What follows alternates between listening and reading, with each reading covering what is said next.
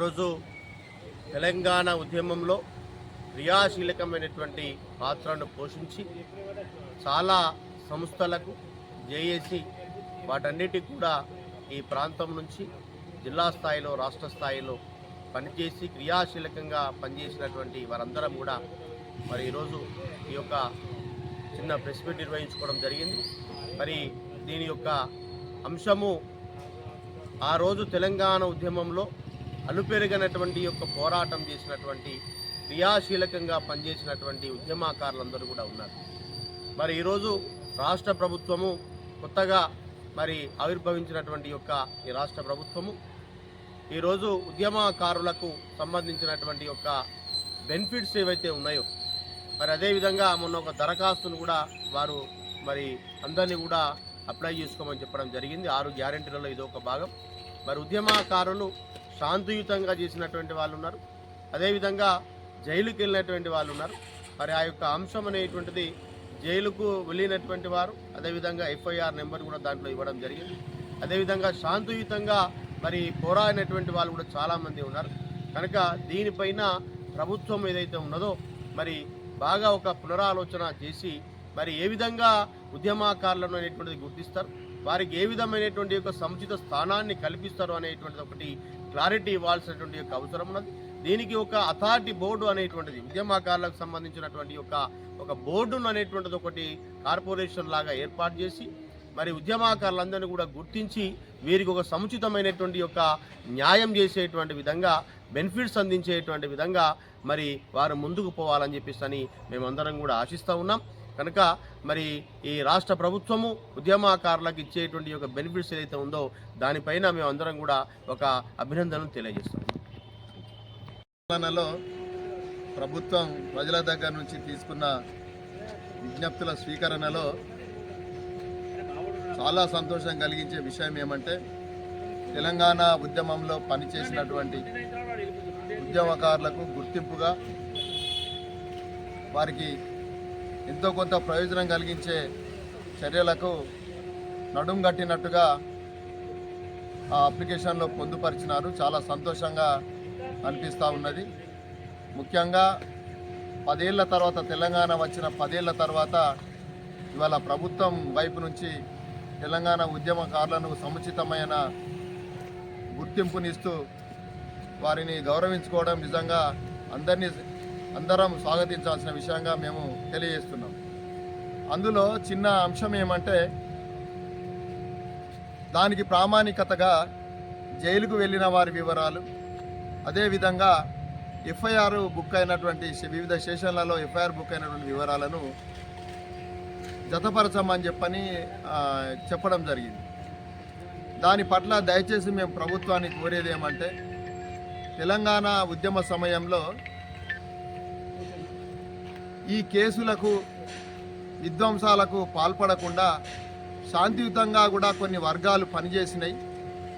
వారు కూడా ఆర్థికంగా చితికిపోయి ఉద్యమం మీద ప్రేమతోని కుటుంబాలను అదేవిధంగా ఇల్లును పట్టించుకోకుండా ఉద్యమం చేసి చాలా సర్వస్వం కోల్పోయిన కుటుంబాలు ఉద్యమకారులు కూడా ఉన్నారు. కాబట్టి దయచేసి ఆ కేసులు జైలు మాత్రమే ప్రామాణికతగా నిర్దేశించకుండా తప్పకుండా ఏదో ఒక రీతిన కనీసం వారికి ఉద్యమకారులుగా ఒక చిన్న పేపర్ ఇచ్చినా మంచిదే. వారిని ఆ విధంగా గుర్తించే విధంగా ప్రభుత్వం సైడ్ నుంచి వెళ్ళి ఏదైనా ఒక ముందు చొరవ ఉండాల్సిందిగా మేము ఉద్యమకారుల పక్షాన మేము అందరినీ వేడుకుంటున్నాం. వ్యాపార వాణిజ్య సంఘాలు అదేవిధంగా ఉపాధ్యాయ లేదా ప్రభుత్వ ఉద్యోగ సంఘాలు కొన్ని తమ తాహతుకు మించి వాస్తవం కూడా ఆనాడు ఉద్యోగ పరిస్థితులు ఎట్లా ఉండే అంటే ఉద్యమంలో పాల్గొంటే ఉద్యోగానికి ముప్పొస్తమైన పరిస్థితులను కూడా ఎదుర్కొని కూడా పనిచేసినారు. కాబట్టి దయచేసి ఉద్యమంలో నిజాయితీగా హానెస్టీగా పనిచేసిన ప్రతి ఒక్క ఉద్యమకారుణ్ణి సముచిత రీతిలో గౌరవించి వారికి ఏదైనా ఒక గుర్తింపును మాత్రమే కోరుకుంటున్నాడు. కాబట్టి వారికి ఏదో ఒక పద్ధతిలో ప్రభుత్వం ఆప్షన్ తీసుకొని తప్పకుండా ఉద్యమకారులందరినీ గుర్తించే విధంగా తమ చర్యలు ఉండాల్సిందిగా మేము ప్రభుత్వాన్ని రాష్ట్ర ప్రభుత్వాన్ని కోరుతున్నాం. Thank you. తెలంగాణ ఉద్యమ సందర్భాన్ని గుర్తు చేస్తూ తెలంగాణ నూతన ప్రభుత్వం ఉద్యమకారులను గుర్తించే ప్రక్రియలో భాగంగా ఇటీవల 6 పథకాలలో భాగంగా వివరాలు సేకరించే కార్యక్రమాన్ని తీసుకోవడం, ఉద్యమకారులను ఉద్యమ చరిత్రను ప్రభుత్వం స్వచ్ఛందంగా గుర్తించడానికి ముందుకు రావడాన్ని జేఏసీ పక్షాన స్వాగతిస్తూ జేఏసీలో భాగస్వామ్యమైనటువంటి ప్రతి వ్యక్తికి ప్రతి సంఘానికి ప్రాతినిధ్యం ఉండే విధంగా మరి ఈ గుర్తింపు అనేది కొనసాగాలని చెప్పి కూడా కోరుకుంటున్నాం. ముఖ్యంగా ఎవరైతే జేఏసీ బాధ్యులుగా జేఏసీ నడిపించినటువంటి రాష్ట్ర చైర్మన్గా ఉన్నటువంటి కోదండరాం గారు ఈ అంశానికి బాధ్యులుగా ఉండి మరి ముఖ్యమైనటువంటి సమాచారాన్ని వారి ద్వారా మరి తీసుకునే విధానంలో ఉన్నటువంటి కొన్ని లోటుపాట్లను సవరించే విధంగా ప్రభుత్వం కృషి చేయాలని చెప్పి కోరుకుంటున్నాం. ముఖ్యంగా తెలంగాణ మలిదశ ఉద్యమం అనేది ఎటువంటి హింసలకు పాల్పడకుండా, ఎవరికి ఎటువంటి నష్టాలను చేకూర్చకుండా ప్రజాస్వామ్యబద్ధంగా శాంతియుతంగా ఈ ఉద్యమాన్ని చేసింది తెలంగాణ సాధన కోసమే. కాబట్టి కేవలం కేసులను ఎఫ్ఐఆర్లను క్రైటీరియాగా తీసుకొని ఉద్యమానికి నిరంతరం కృషి చేసినటువంటి వ్యక్తులను విస్మరించే పద్ధతి సరైనది కాదని చెప్పి గుర్తు చేస్తూ ఈ గుర్తించే విధానం కానీ ఉద్యమకారులను రేపు రాబోయే తరానికి గుర్తుండే విధంగా తీసుకున్న చర్యలు కానీ ఒక నిర్దిష్టమైన పద్ధతిలో ఉండే విధంగా ప్రభుత్వం నిర్ణయం తీసుకోవాలని చెప్పి కోరుకుంటున్నాను.